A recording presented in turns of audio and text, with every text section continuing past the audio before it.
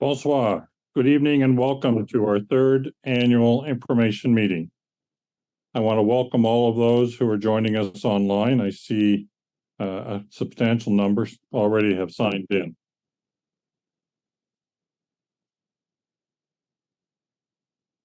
My name is Larry Jameson, and I am the chair of the Board of Trustees of the New Brunswick Teachers Pension Plan. Before we continue, it is important that I share the following housekeeping items with you. Presentations will be delivered this evening in both English and French, with simultaneous translation available in both languages. At the bottom of your Zoom screen, for those who are joining us online, you have the option to select your language of choice as indicated on the bottom of your screen. Please click on the interpretation button to select English, French, or to hear the presentations in the language that they are being presented. You can change your selection at any time using this button. So here is the button as it appears in French. As mentioned, this button is at the bottom of your Zoom screen.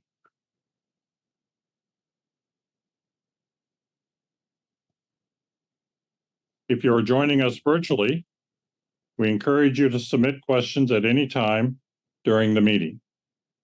Simply click the Submit Question icon and type your question. We will answer as many as we can during the Q&A session at the end. If you are joining by telephone, please submit your questions by calling or emailing BestScore after the meeting, and we will respond to you directly in the coming days. And finally, a recording of today's webcast will be available on the plan's website in the coming days. We thank each of you for joining us in this virtual format today. For some of this may be new experience. For many of us, these virtual gatherings have become commonplace. An advantage of this format is that we can reach so many of you at once. We thank you for your support as we host this meeting virtually again this year. Joining me this evening are my fellow trustees and observers. At this time, there are 10 of us who have been appointed to the Board of Trustees for the New Brunswick Teachers Pension Plan, including Marcel Larocque, now retired. Marcel was most recently interim executive director of IFNB. Jane Garbett, the senior vice president of corporate operations and administration at New Brunswick-based Ocean Steel. Leonard Lee White, retired assistant deputy minister of finance and treasury board from the government of New Brunswick. And Jennifer Morrison, currently treasurer of the University of New Brunswick. Also trustees, Amy Murdoch, comptroller for the government of New Brunswick. Robert Fitzpatrick, retired teacher, who also held the roles as president and executive director of NBTA and is current president of NBSRT. And Remy Gauthier, director of member services of the AFNB, who joined our board recently. There are two observers, Michael Ketchum, recently retired from his role with Teacher Welfare Services with NBTA, and Carrie Lepke, current executive director and chief spokesperson for the NBTF. More extensive biographies for each of us are available on the plan's website. As for myself, after many years of teaching and serving as a principal, I've held several roles with NBTA, where I recently retired from my role as executive director. Composition of the board has undergone changes since the last annual information meeting. I want to take a moment to recognize Renaud Theriault, whose term ended in June of this year. Renaud had been a trustee of the board since the conversion of the plan. a fellow retired educator and former president and executive director of IFNB. Renaud's extensive knowledge and experience was instrumental in the continued success of the NBTPP. And we thank him for his contributions to the board and to the plan. Your board members have diverse backgrounds, which strengthens the board and its decision-making. Half of us have been appointed by the New Brunswick Teachers Federation, while the other half are appointed by the province. Our 2 observers are appointed by the Federation and are invited to attend all board meetings.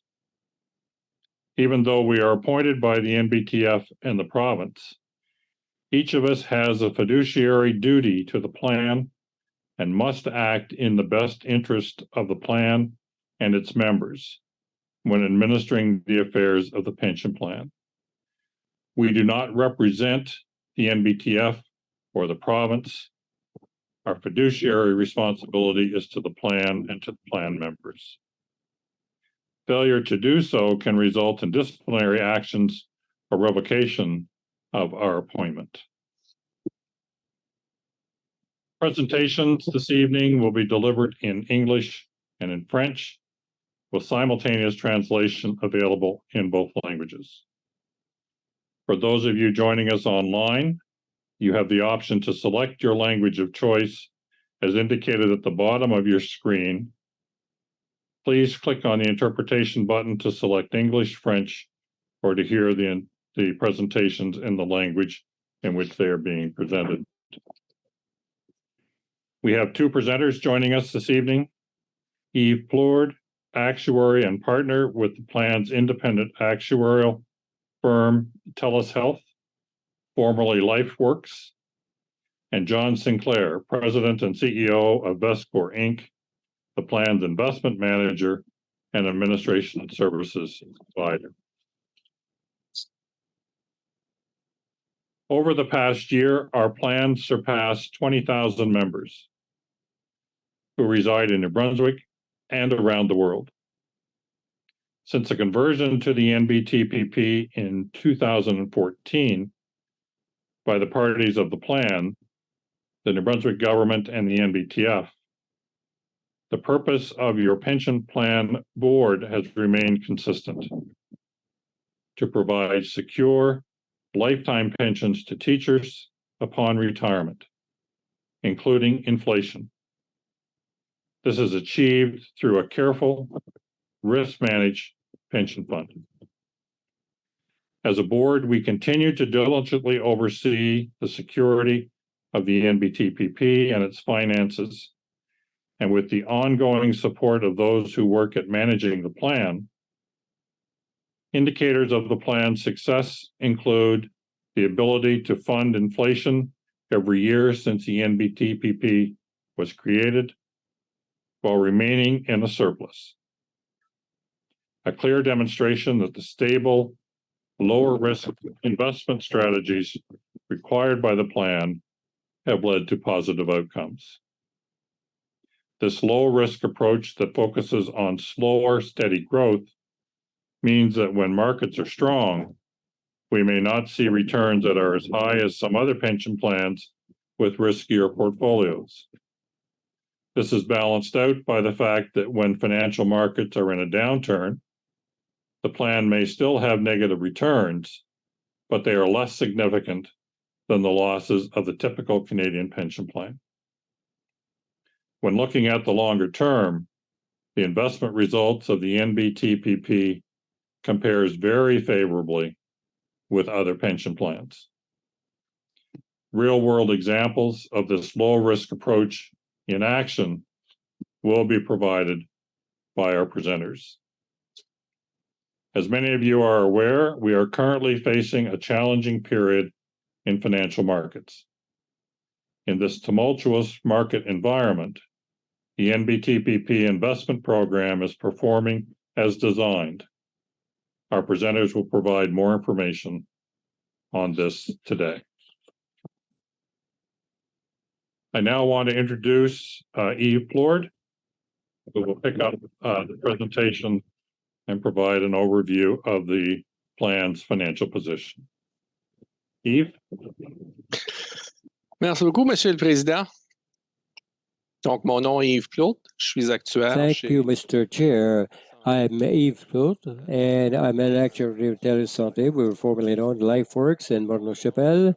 The company name changed a few times over the last few years, but we are still the same team, providing the same quality actuarial services to your Board of Trustees. I am pleased to be here tonight to walk you through a summary of the financial position of your plan, the New Brunswick Teachers Pension Plan. Next slide.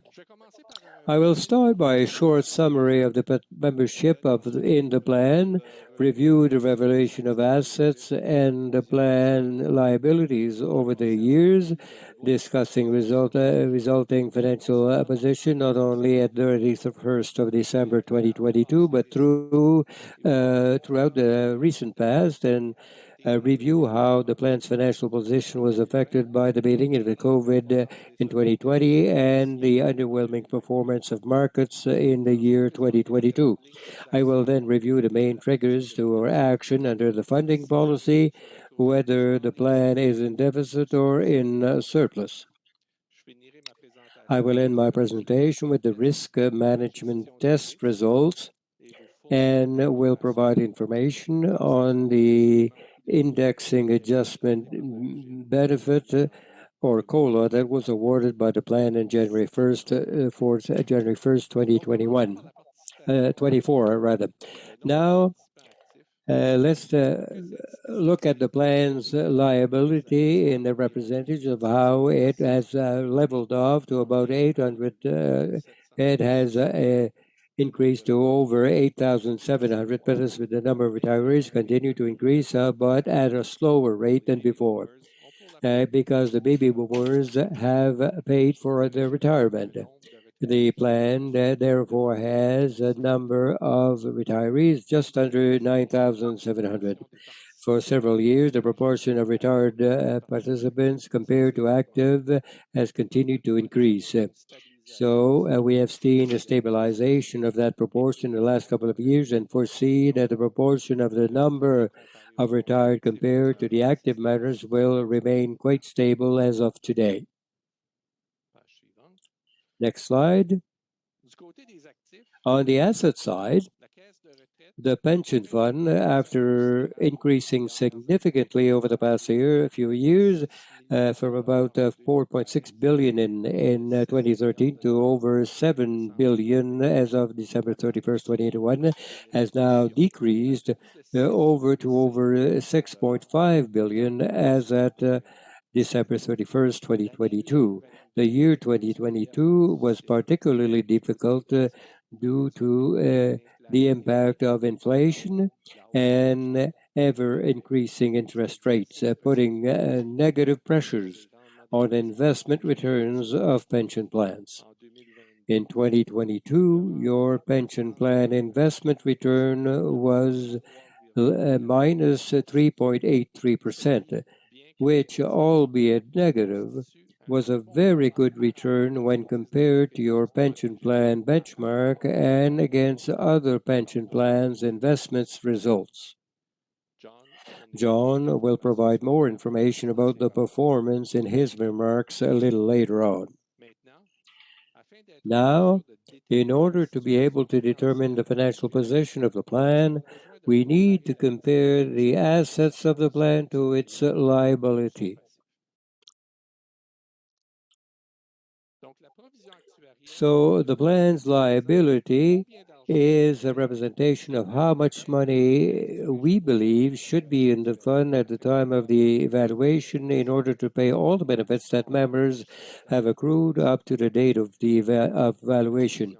In order to calculate the liability, the red bars in the graphics, we need to make many assumptions about the future. One of the most important of those assumptions is the discount rate that we use. This rate represents our long-term estimate of expected investment returns for the future. Each year, we determine whether the discount rate should be changed given the constant changing economic reality in which we live, and more specifically, the level of interest rates on fixed income investments. Since 2013, we have had to reduce the discount rate 4 times given the steadily shrinking expectation of future returns and failing interest rates. In fact, over the past 7 years, we have gone from a discount rate of 6.25% per year as at December 31st, 2013, to a discount rate of 5.4% a year as at December 31st, 2021, a reduction in the long-term expected return of 85% per year. This year, however, given the significant increase in the level of interest rates, and therefore a significant increase in what we expect the pension fund can earn in the future in terms of investment returns, the discount rate was increased to 6.25% per annum, being a return to the expectations of future returns that we were holding back in 2013. This assumption, albeit higher than the recent past, is a conservative estimate of what we believe the plan can earn over the next 20 to 25 years, given the current level of interest rates. We believe the fund can actually earn slightly higher returns over the long term. As you can see, the plan's liability went from about 4.6 billion in 2013 to over 6.25 billion at December 31st, 2021. If you pay attention to the size of the bars over the time on this chart, you can notice that the assets of the plan increased faster than the plan liability over the last year period, as both assets were liabilities both equally in 2013, and at the end of 2020, the assets are significantly higher than the liabilities. This period allowed us to build a surplus in the plan, which was able to absorb the downturn of the year 2022, resulting in a financial position as at December 31st, 2022, that is still very healthy. Although the pension fund lost some value in 2022, it was equally offset by a reduction in the liability. It should be understood that when the discount rate is increased as it was in 2022 due to increase of interest rates and expected future returns, the plan liabilities is reduced. In other words, if expectations of future returns are increased and therefore the discount rate is increased, we have to put less money aside now so that we can pay the same pensions later. The combined reduction of assets and liabilities results in a surplus position of 764 million as at 31st of December 22, which is slightly higher than the prior year's surplus. Another way to show the results is to calculate the funded ratio for the plan, which is basically the assets of the plan divided by the liability. This division gives you the funded ratio for the plan. As you can see in this graph, this ratio has remained above 100% over the recent past, which means that we believe there is enough assets in the plan to provide for all of the benefits payable for the lifetime of active members and retirees. The funded ratio has in fact increased from a level of 100.2% at 2013 to 110.2% at 31st of December 2019, just before the pandemic. This means that as time went by, your pension benefits have become more secure as we accumulate a bigger buffer over 100%. Which brings me to the COVID-19 pandemic, which started in 2020. As a result of uncertainty created by the beginning of the pandemic in March 2020, the financial markets retreated in an unprecedented manner, hitting a low at about the end of March 2020, which reduced the funded ratio of the plan to 100.9% at March 31st, 2020. However, the financial markets rebounded almost as quickly as they had gone down, and by December 31st, 2020, the funded ratio had increased back to 106.5, about the average fund ratio of the prior 6 years. Given the good investment performance of 2021, the funded ratio for the plan increased from 106.5 to 111.9 December 31st, 2021. As time goes by, your pension benefits have become more secure and our fund as the funded ratio has accumulated a bigger buffer above 100%. Which brings me to the current year of 2022. As you are aware, the year 2022 was an unsettled period for the markets. We continue to endure the effects of the pandemic, which was still causing major disruptions in some parts of the world. We experienced serious disruptions to supply chains. Oil and energy prices remained at a very elevated level, and to complicate things, an invasion of Ukraine by Russia happened in 2022. All of these this causing significant uncertainty in the markets, which right up to now, and as causing inflation levels not seen in decades. The Bank of Canada, along with the Federal Reserve in the U.S. and other central banks, have taken serious measures to fight such inflation through increases in interest rates. All these events added to the volatility in the financial markets and have put negative pressures on investment returns.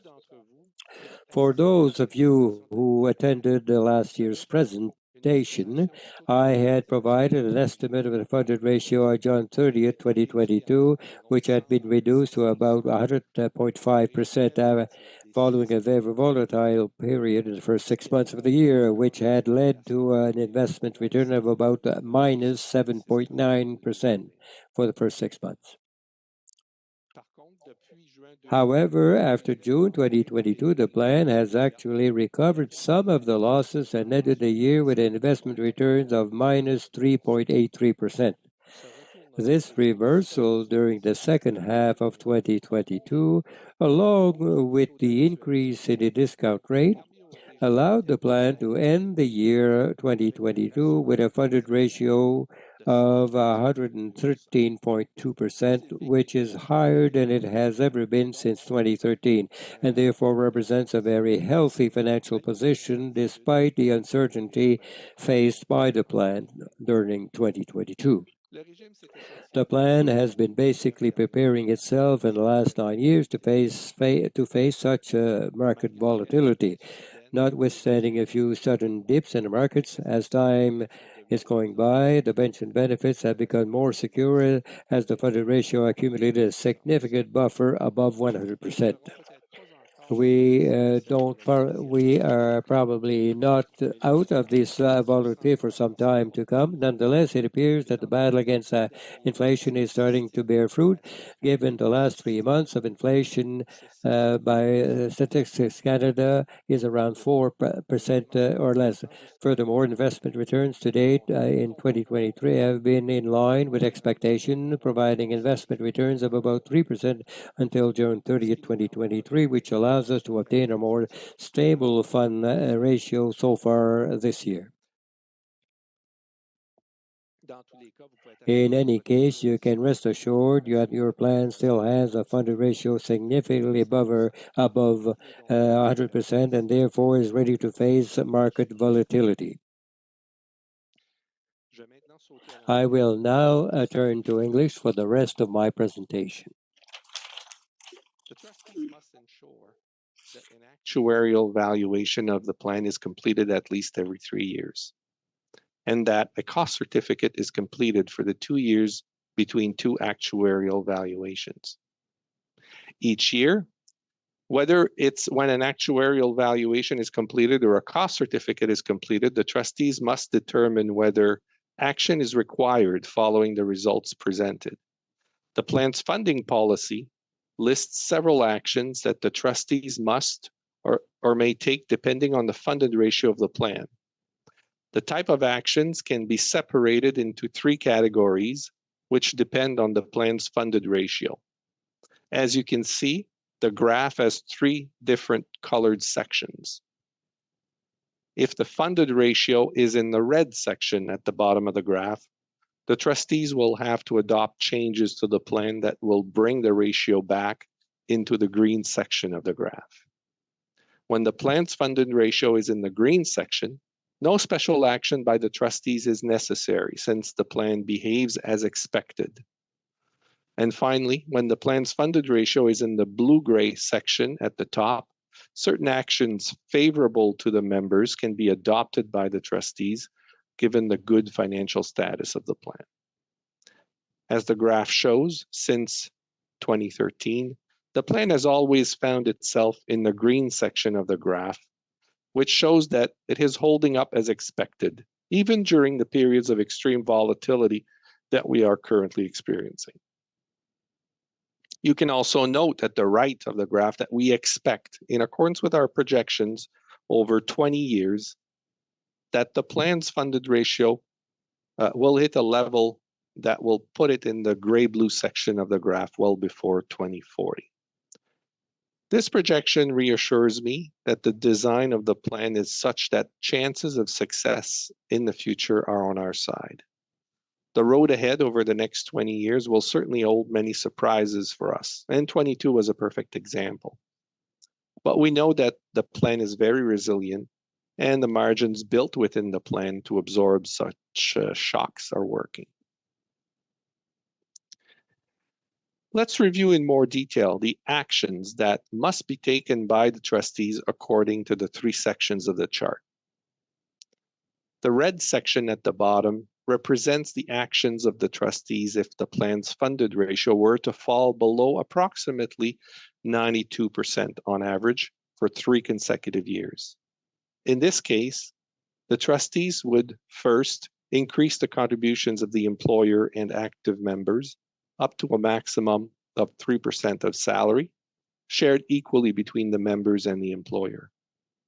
If this measure is not sufficient to bring the funded ratio above 100% over the next 15 years, then future indexing adjustment benefits, or COLA, will have to be reduced or could be eliminated in the extreme cases of prolonged downturns in the financial markets. Ultimately, a reduction in base benefits is always possible, but a very last resort. An economic depression scenario similar to the Great Depression of the 30s, the 1930s, is the only scenario in the last 100 years that could have caused a reduction in the pensions payable from the plan. In fact, we estimate that the probability of having to cut pensions benefits over the next 20 years at 0.1%, so well below 1%. Now let's move on to the middle section, colored in green, which represents a funded ratio between 92 and 115%. This is the situation we find ourselves in now and the situation that has prevailed since 2013. In this situation, if there had been benefit reductions in the past, those reductions could have been restored. But since there were no reductions in benefits after the introduction of the new plan provisions on July 1st, 2014, no restoration has been necessary. Also, when we find ourselves in the green section, COLA can be granted automatically. So there's no action required by the trustees to change the benefits or the contributions. The plan is essentially working as intended. At the top of the graph, we find the 3rd section, the blue-gray section, which is reached when the funded ratio of the plan exceeds 115%. Above 115%, contribution reductions of up to 3% of salary, shared equally between participants and the employer, may be implemented. When the plan goes above 120%, the trustees will be able to propose changes to the plan's benefits according to the rules established in the funding policy. Additional risk management measures will also need to be adopted.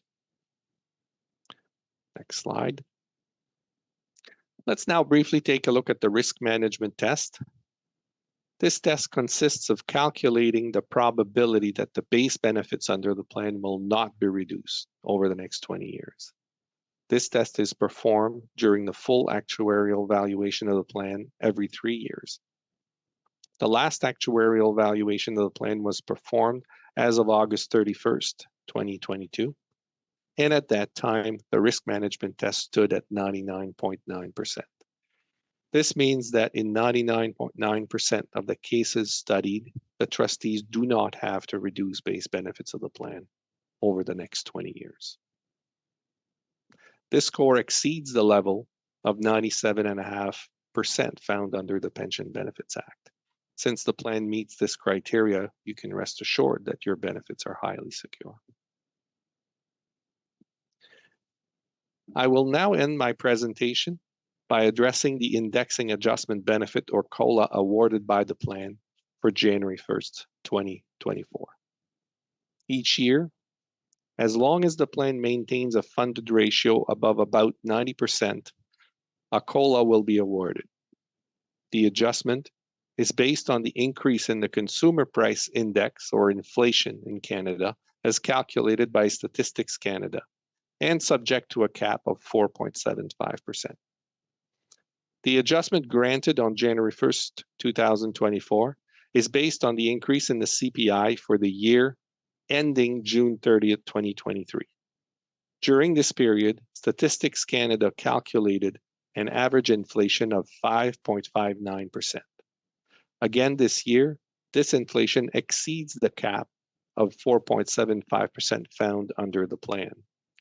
Given that inflation exceeded the cap for this year, the cap will be used to calculate the COLA. Under the terms of the plan, active members will receive the full amount of the cap applied to their pension accrued in the plan, and retirees and survivors receive 75% of the cap.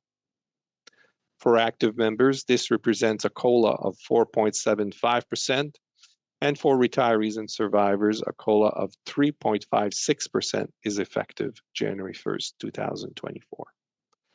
As inflation exceeds the cap under the plan for a second year in a row, the COLA provided at January 1st, 2024 is identical to the one provided at January 1st, 2023. Finally, I would like to reiterate that the plan will be able to continue to award cost of living adjustments in the future as long as the plan's funded ratio remains above approximately 90%. Even at the bottom of the financial market downturn at the end of March 2020 and during this current market downturn of 2022, the funded ratio remained above 100%. This shows you that the cost of living adjustments for the last few years were never really in jeopardy. I hope that you found the information provided interesting and useful, and that it provided you with a better understanding of how resilient your plan is in the face of adversity. I thank you for your attention, and I'll remain available for the question period. Mr. Chair, back to you. Thank you, Yves. To echo Yves' presentation, we are pleased that the plan has been able to do what it was designed to do. It has continued to weather volatile markets during the pandemic and this current inflationary period. As noted by Yves, the funding policy of your plan permits an indexing adjustment benefit of 3.56% to be provided to retired and deferred members, and 4.75% to be provided to active members of the plan as of January 1, 2023. This is the maximum that can be provided based upon the plan's cap per the governing documents of the plan, including the funding policy. For a bit more context, we have consulted the plan text of the predecessor plan, and the prior cap was 4.75% for members who terminated after April 30th, 1995, and 6% for members who terminated prior to May 1 of 1995. As I mentioned last year, the change from 6% to 4.75% occurred as part of a negotiation with government in return for some plan improvements at that time. As a Canadian Consumer Price Index saw an increase of 5.59%. As Eve said, active members will receive an indexing adjustment benefit of 4.75% on their future benefits, again as of January 1, 2024. And retirees and deferred members will receive an indexing adjustment benefit of 3.56%. Joining me now is John Sinclair, President and CEO of Vestcor, the plan's investment manager and administration services provider. John will provide us with a summary of the plan's 2022 results and an update for 2023. John?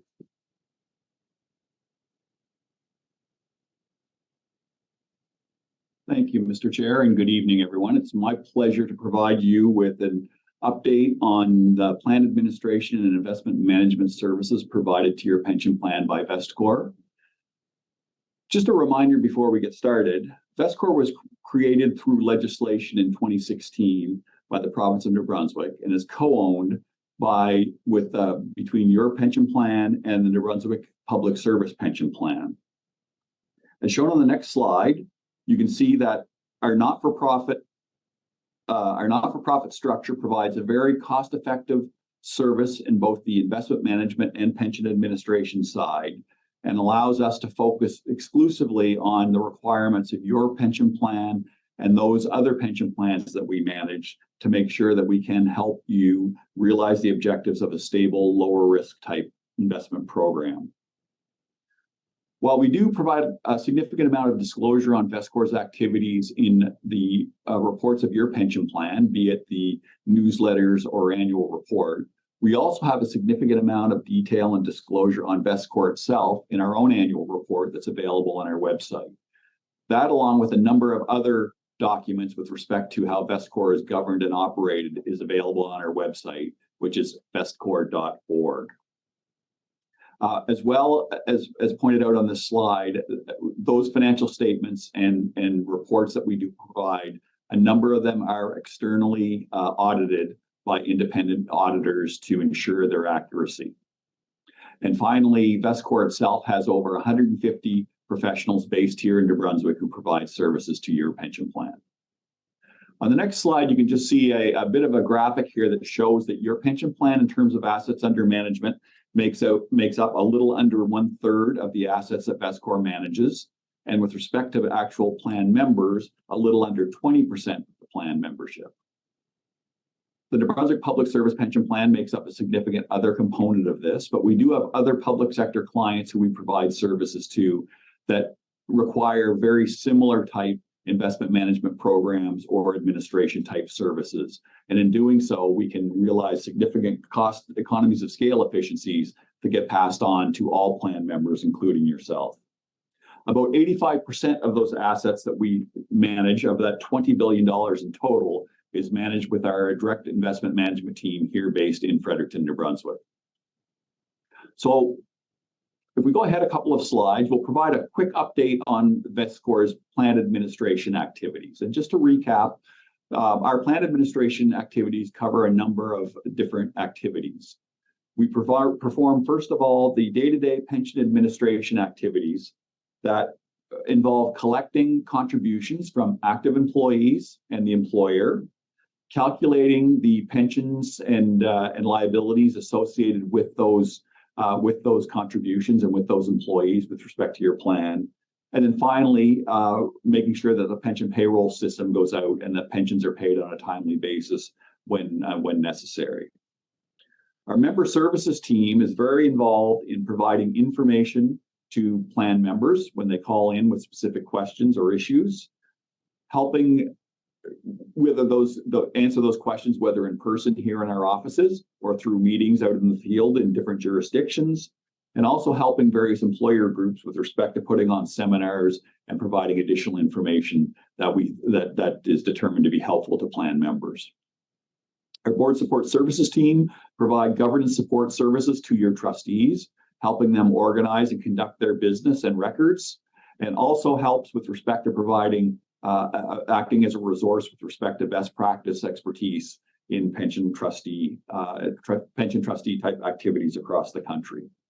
And then last but not least, our communications team is very active with your trustee board in terms of setting up newsletters, the website information that's provided with respect to your plan, providing an annual report, and then last but not least, providing this annual information meeting as well.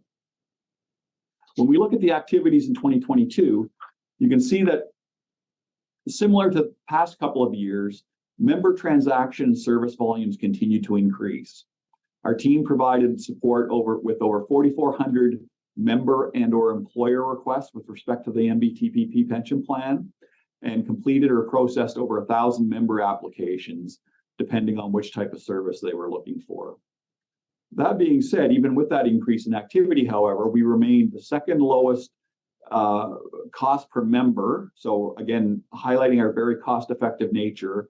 We were the second lowest amongst a number of national peer groups that we use to do cost comparisons and benchmark ourselves again at $101 per member from an administration perspective. Some of you who have used our member services activities in the past would also recognize that we do send out satisfaction surveys in which we look for feedback on that type of activity. And we continue to be very pleased that over 96% of the services provided were deemed to be satisfactory or better. Eve talked a little bit about the investment management challenges in 2022, and he was correct. 2022 itself was a very challenging year. As you can see from the returns on the next slide, one of the things, sorry, I'll just go back. We go back one slide. We'll step back and just remind you exactly what services we do provide your firm from an investment management perspective. Two things really here. We do help advise the trustees with respect to the development of the investment policy that is deemed to be sufficient to provide the secure and affordable plan with a low risk, and to meet the targets that are set out by the actuary with respect to the return target over the long term, and with respect to making sure that we meet the risk management goals that were talked to earlier in Eve's section. And that does lead us to the implementation of lower risk investment strategies that the chair had mentioned. And I'll show in a couple of slides forward how well those lower risk investment strategies have paid off, not just with respect to what we experienced in 2022, but over the longer term as well.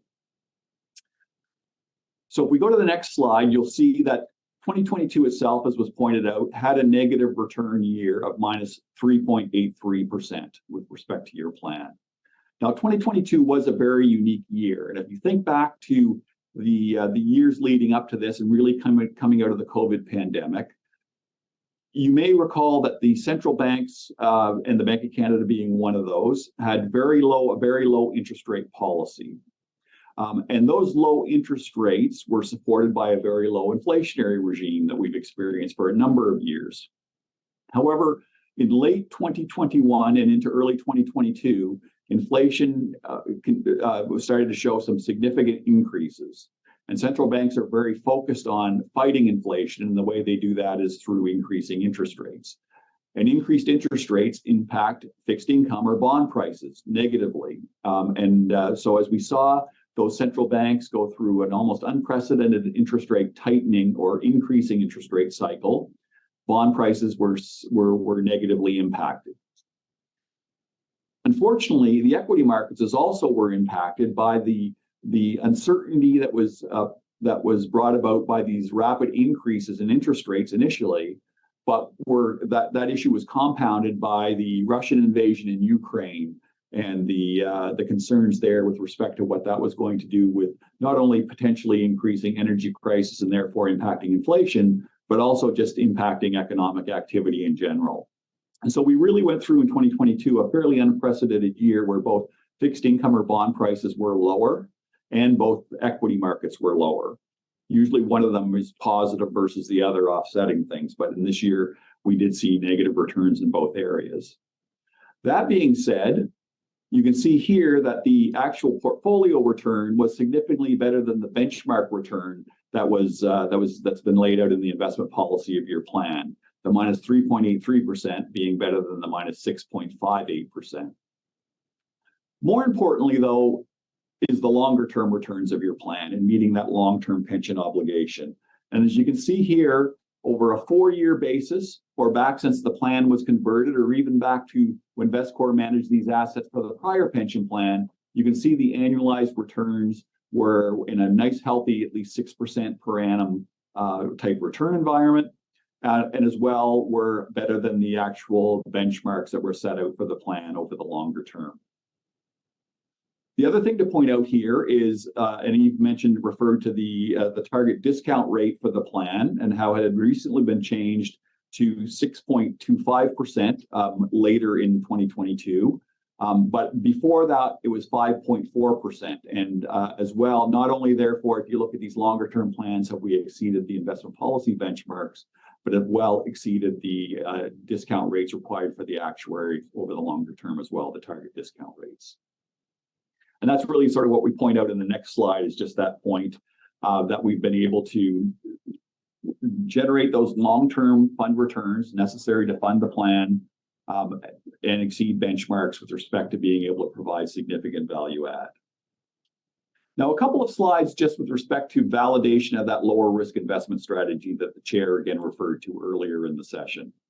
So if we look at 2022 and compare the returns of your pension plan versus the median defined benefit pension plan in Canada, as you can see at the top here, the minus 3.83% compares very favorably to the median pension plan return in the year of minus 10.33%.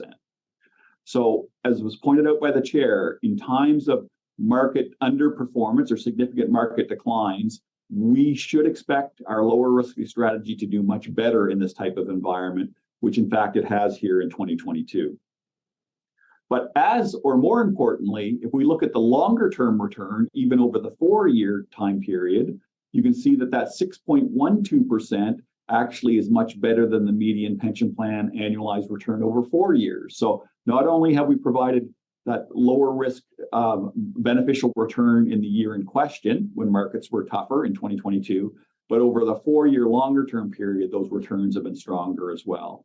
And then if we go back down again and compare our sense plan conversion rate to the target discount rates, you can see that we've been able to exceed the return required there as well. So from a longer term perspective, that's been very beneficial. The next slide tries to put this in another context, and that is, how can we be sure that we are actually providing a lower risk type investment strategy? And so what we've done here is we have access to data that plots a number of Canadian defined benefit pension plans over a 4-year period as reported by the Royal Bank of Canada's Investment and Treasury Services Division. And on the y-axis is the annualized 4-year return for all of these pension plans. And on the x-axis is the actual measure of risk, which is an annualized standard deviation measure. Now, if we are in fact lower risk versus these other defined benefit pension plans, we should find ourselves on the far left-hand side of this graph where the lower risk element is on the x-axis. And that in fact is where we are if you look at where the arrow is pointing. That return for your pension plan of 6.12% per annum over 4 years that we saw earlier is matched up with a standard deviation of 7.8%. And so we're on that, if we just go back to that slide one more time, please. We're on that far left-hand side. But if we look at the crosshairs of this chart, that's where the median pension plan is. And so, yes, we're at the right end of the risk spectrum here. But the other point is that we also haven't sacrificed a significant amount of extra return here, because we're also being able to exceed with our long-term return what that median return is for the median plan. So here, great lower risk type performance and fairly strong investment management returns as well. And that on the next chart just shows that numerically. If we look at the actual calculation of the return per unit of risk here, your plan has a coefficient of about 0.78. If we look at that median plan, it's a much lower 0.48. So almost providing twice as much, not quite, but almost providing twice as much risk-adjusted return by the strategy that's deployed here, while remember, making sure that we can continue to meet those longer-term targets. The other piece not to lose track of, and we've talked about this in the past as well, is that cost efficiency that Vestcor brings to your pension plan. What pays pensions are the actual returns after expenses are taken into account. And we were pleased to point out that in 2022, our management expense ratio remained a very low 0.13% of assets under management, or 13.7 basis points. This includes all of the costs that are incurred by your plan to have Vestcor manage their investments. When we compare that to other median Canadian public sector pension plans across the country, we're about 21 basis points or 0.21% lower than those median plans. And if we compare ourselves to externally for-profit managed type investment managers, we're about 0.5% or 0.54 basis points lower than that. One of the ways I always like to quantify what this cost savings is if we compare that in real dollar terms. So if we take that number against the assets under management, you can see that the difference here just in cost savings by using Vestcor is anywhere between $14 and $35 million per year just in fee savings. And that represents, if we think about it in the terms of a teacher's pension, represents up to about 1,100 teachers' pensions that could potentially be paid just through these cost efficiencies, a very significant number. And then as mentioned earlier, just an update of where we're at mid-year, and I think Eve talked about this as well. Certainly, we do remain in a challenging financial market environment. Central banks' actions with respect to interest rates still remain somewhat uncertain. Central banks have continued to tighten or increase interest rates through the year. The market is trying to gauge whether we're near the end of that tightening cycle or not and what impact that might have on the economy. But that being said, markets in general, certainly equity markets and to some extent some of the fixed income markets have had a pretty good start to the year. So you can see here that your pension plan has a return of 3.08% at mid-year June 30th. And this is there's more detail on this performance based in your newsletter that I believe has been sent out recently. I know a number of teachers have recently received it this week. And if we compare that to the median pension plan, as well as 3% is a pretty strong rebound off of a negative year. We've seen the median pension plan do a little bit better over this 6-month period. But again, if we go down below and look at that more important 4-year longer term number, you can see that the 4-year return of 5.02% for your plan is significantly better than where that median plan is. And then again, if we look at the even more important longer term since the plan conversion, that stands at a 6.31% number. So while things, as I mentioned, things are challenging, we feel pretty comfortable that is as evident by the numbers I showed you earlier, and having gone through periods like 2022, the COVID period, for example, where markets have had some negative performance and volatility, the lower risk design nature of your plan has continued to do fairly well. So that's it from my perspective. Look forward to taking any questions. Thank you.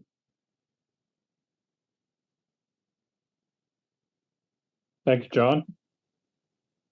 That completes our formal presentations for today. We will now move on to our question and answer period, which will be moderated by Elizabeth McLeave, Manager of Communications with Vestcor. Liz?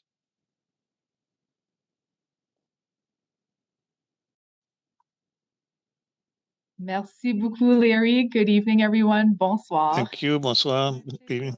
It's a pleasure to be with you this evening.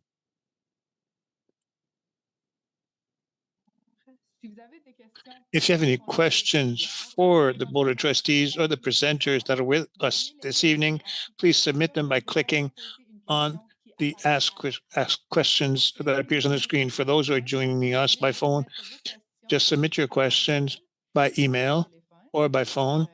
So if you have any questions, specific questions for your pension plan as well, we encourage you to contact the member service team at Vestcor from Monday to Friday between 8:15 and 4:30 at 1-800-561-4012 or by email at info@vestcor.org. And plus the questions that this evening, we'll answer questions submitted by many of you in the next days after this meeting. All the questions that were of personal nature were already answered by our team or by the members service team, and we'll answer questions that were received this evening were also a bit more personal for your safety. All the questions that are not answered this evening are going to be answered in the next few days. So first question this evening. Question is, may a retired teacher become a member of the board of directors? And I'll invite Larry to answer this question. Mr. Chair, if you could answer this one, it'd be greatly appreciated. Thanks, Liz. I'm going to make an assumption that the questionnaire is asking how a retired teacher might become a member of the board of trustees of the plan. Remember that the parties, the NBTF and the provincial government, are responsible for naming trustees. They each name 4 trustees, and the Federation names 2 observers. When there is a vacancy that becomes known on the Board of Trustees, the trustees will go to the skills matrix that's been developed to help guide the parties in selecting a new trustee.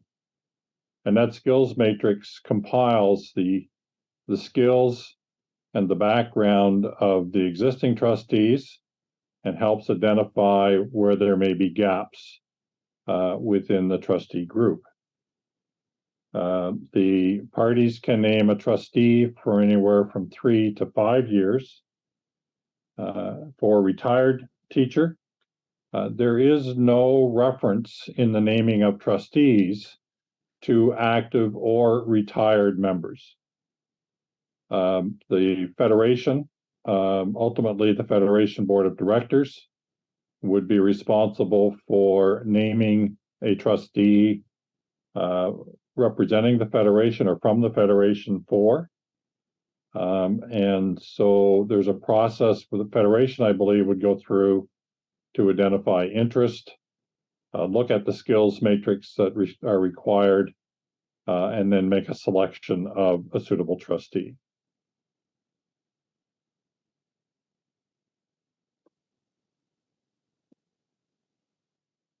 Thank you, Larry. That was great. I have a second question here. So why are the bonuses for the administrators sometimes double and triple their actual salaries?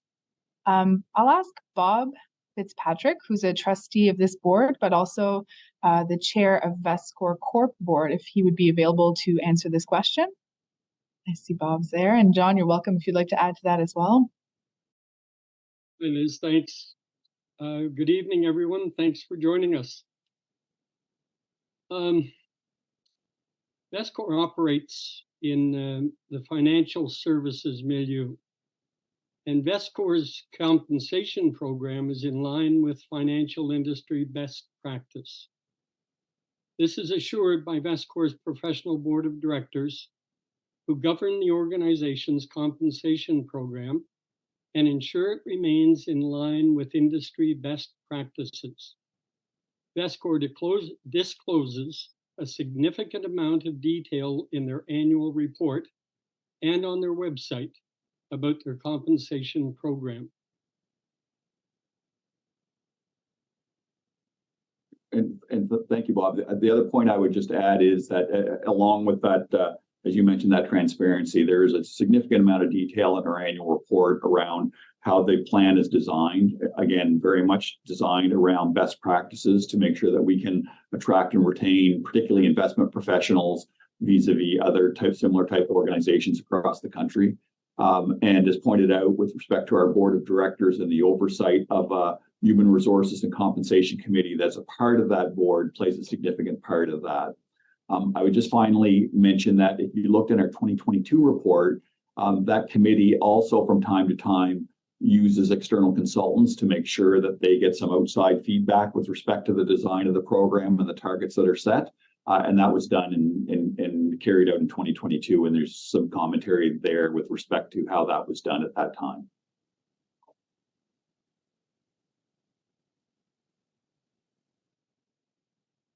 Thank you, John, and thank you, Bob.